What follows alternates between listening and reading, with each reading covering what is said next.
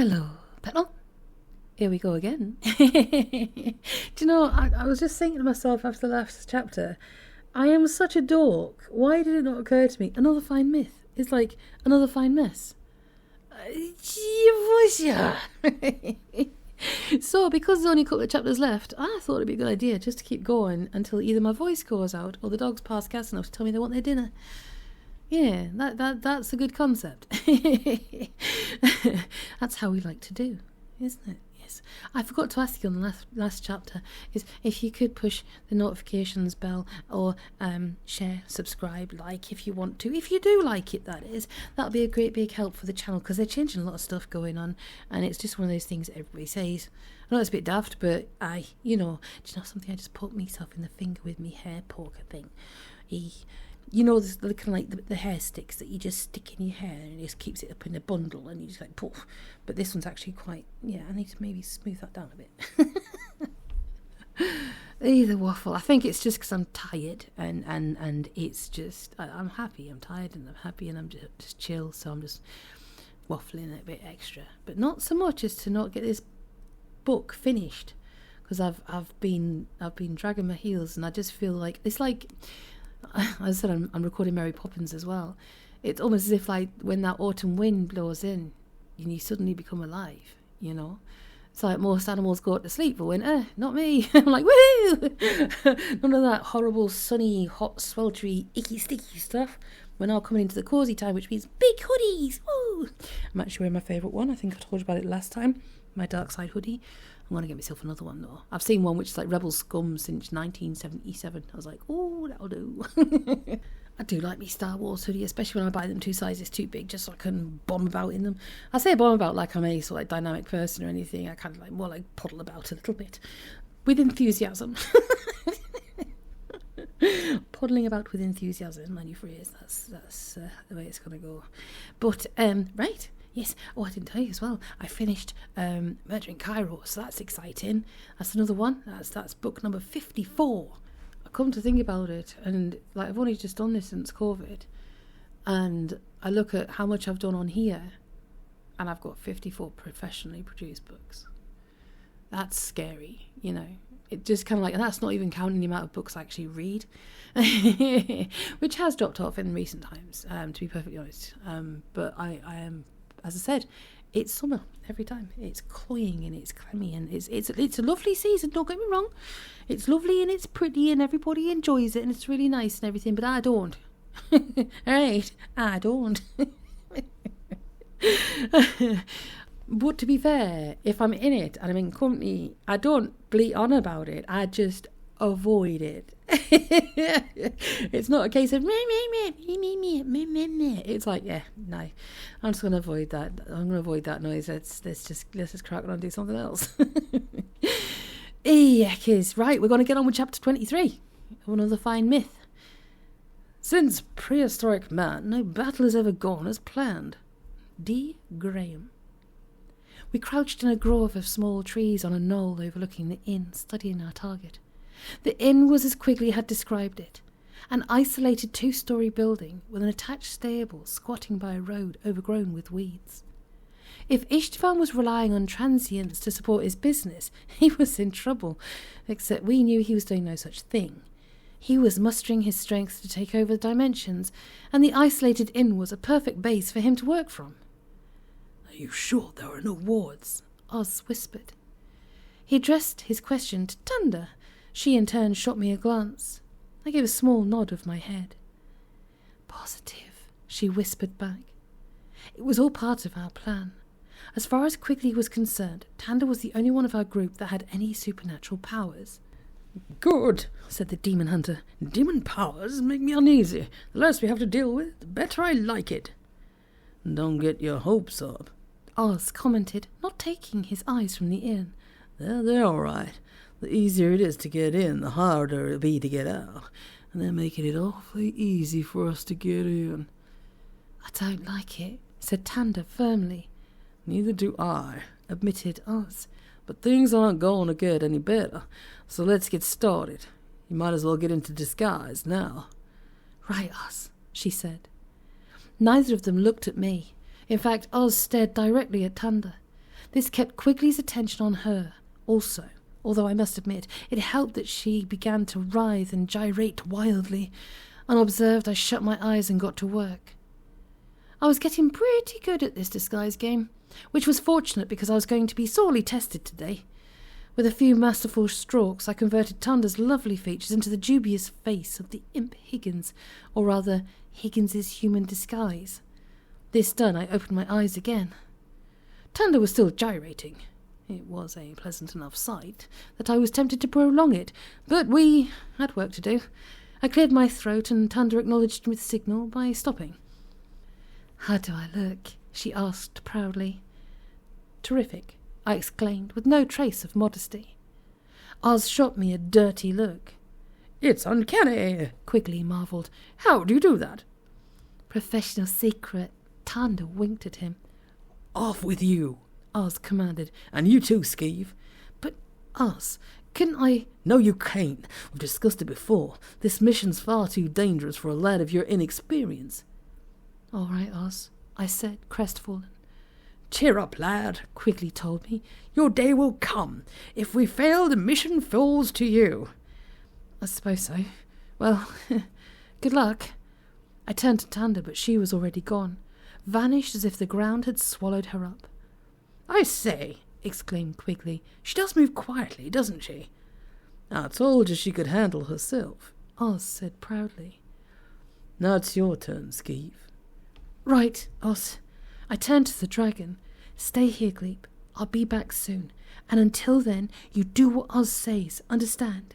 "Gleep," said the dragon, cocking his head. For a moment, I thought he was going to ruin everything. But then he turned and slunk to Aahz's side and stood there regarding me with mournful blue eyes. Everything was ready. "Well, goodbye and good luck," I called, and trudged slowly back over the knoll, hopefully a picture of abject misery. Once out of sight, however, I turned and began to sprint as fast as I could in a wide circle around the inn. On the surface, our plan was quite simple. Aahz and Quigley were to give Tunder enough time to circle around the inn and enter it over the stable roof. Then they were to boldly enter the front door. Supposedly this would create a diversion, allowing Tunder to attack Ishtavan magically from the rear. I was to wait safely on the knoll until the affair was settled. In actuality, our plan was a little bit more complex. Unbeknownst to Quigley, I was supposed to circle the inn and find a covert entrance. Then, at the appropriate moment, Tunder and I were to create a magical diversion, allowing Aahz to use the secret weapon he had acquired on Diva. A gully blocked my path. I took to the air without hesitation and flew over it. I had to be in position in time, or Aahz would have no magical support at all. Actually, magic was quite easy here. The inn was sitting squarely on an intersection of two ground force lines, while a force line in the air passed directly overhead. Whatever happened in the upcoming battle of magic, we wouldn't suffer for a lack of energy. I wish I knew more about Aahz's secret weapon. He had been doggedly mysterious about it, and neither Tunder nor I had been able to pry any information out of him. He had said it had to be used at close range. He had said it couldn't be used while Ishtavan was watching him. He had said it was our only hope to beat Ishtavan. He had said it was supposed to be a surprise. Terrific. Maybe when all this was over, I would find a mentor who didn't have a sense of humour. I slowed my pace. I was coming to the back of the inn now. The brush had grown right up to the wall, which made my approach really easy. I paused and checked for wards again. Nothing. Trying to force Aahz's easy in, hard out prophecy from my mind, I scanned the upper windows. None of them were open, so I chose the nearest one and levitated to it. Hovering there, I cautiously pushed, then pulled at the frame. Locked. Hurriedly, I pulled myself along the wall with my hands to the next window. Also locked. It occurred to me it would be ironic if, after all of our magical preparations, we were stopped by something as mundane as a locked window. To my relief, the next window yielded to my pressure, and in a moment I was standing inside the inn, trying to get my heartbeat under control. The room I was in was furnished, but vacant. Judging from the dust on the bed, it had been vacant for some time. I wondered for a moment where demons slept. If they slept at all, then forced the question from my mind. Time was running out and I wasn't in position yet. I darted silently across the room and tried the door. Unlocked! Getting down on my hands and knees, I eased the door open and crawled through, pushing it shut behind me. After studying the inn's interior so often in Quigley's dirt sketches, it seemed strange to actually be here. I was on the long side of an L-shaped mezzanine, which gave access to the upper story rooms. Peering through the bars of the railing that lined the mezzanine, I could look down onto the inn proper. There were 3 people currently occupying a table below. I recognised the disguised features of Higgins and Brockhurst as 2 of them. The third was sitting hunched with his back to me, and I couldn't make out his face. I was debating shifting to another position to get a better view, when a 4th figure entered bearing an enormous tray with a huge jug of wine on it, as well as an assortment of dirty flagons.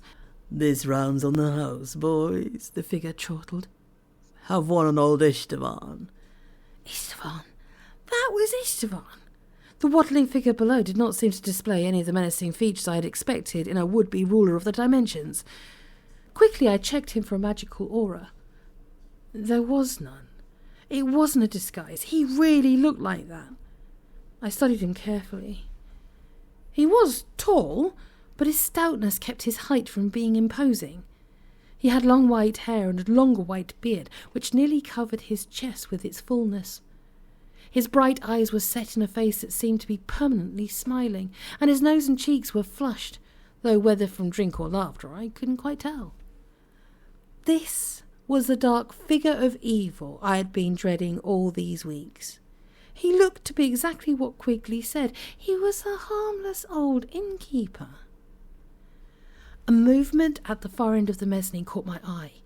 Tanda. She was crouched behind the railing as I was on the other side of the stairs, and at first I thought I had just seen the movement of her easing into position. Then she looked my way and cautiously waved her hand again, and I realised she was signalling for my attention. I waved an acknowledgement which she must have seen, for she stopped signalling and changed to another set of actions. Glancing furtively at the figures below to be sure she wasn't observed, she began a strange pantomime. First she made several repeated gestures around her forehead, then pointed urgently behind her. I didn't understand, and I shook my head to convey this. She repeated the gestures more emphatically, and this time I realised she was actually pointing down and behind her. The stables. Something about the stables? But what about the stables? I considered her first gesture again. She appeared to be stabbing herself in the forehead.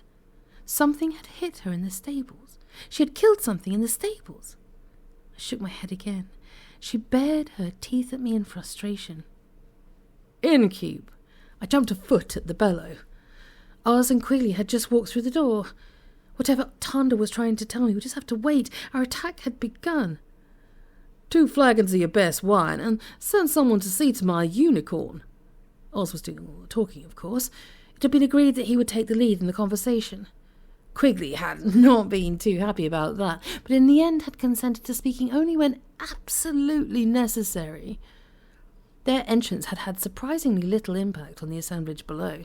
In fact, Istvan was the only one to even look in their direction. Come in, gentlemen," he smiled, spreading his arms wide in welcome. "We've been expecting you." "You have?" blurted Quigley, echoing my thoughts. Of course. You shouldn't try to fool old Istvan." He shook a finger at them in mock sternness. "Word was just brought to us by... I'm sorry I haven't introduced you to my new purchasing agent yet." "We've met," came the voice of the hunched figure as he turned to face them. Frumple! That's what Tanda had been trying to tell me. The war unicorn, Quigley's unicorn, was down in the stable. For all our speed, Frumple had gotten there ahead of us. "Who are you?" asked Quigley, peering at the Deville. For some reason this seemed to set Istvan off into peals of laughter from his eyes. "We're going to have such fun this afternoon." He gestured absently, and the inn door slammed shut. There was a sudden ripple of dull clunks behind me, and I realised the room doors were locking themselves. We were sealed in, all of us. "I don't believe I've had such a good time since I made love to my weak dead sister." Istvan's voice was still jovial, but it struck an icy note of fear within me. I realised that not only was he a powerful magician, he was really quite insane. Dun dun dun. That was chapter 23. Oh my god! I think there's only one more. I think there is only one more chapter. And then we actually get to the sorry, but just one thing though. His weak dead sister. I mean, what the actual fluff was that about? That's just wrong. There's just no need for that behaviour, is there? But the next chapter's going to be quite a long one, so I'm going to try and get that one done as well. So we've got them all done, and we can go hey, and we can start a new book next week. No, actually, it's not one more chapter. It's actually 2, I think. So, as I'm on a roll, I might as well get them done. But I'm going to feed the dogs first so they actually go to sleep and stay quiet for a minute. Because obviously it's their house. Everything revolves around their timescales. But, you know, I think it probably is better that they aren't, like, kind of squeaking toys and running about while I'm recording. Because it's, well, you know, it's rude. But, as ever, take it easy, Pedal. I'll talk to you soon.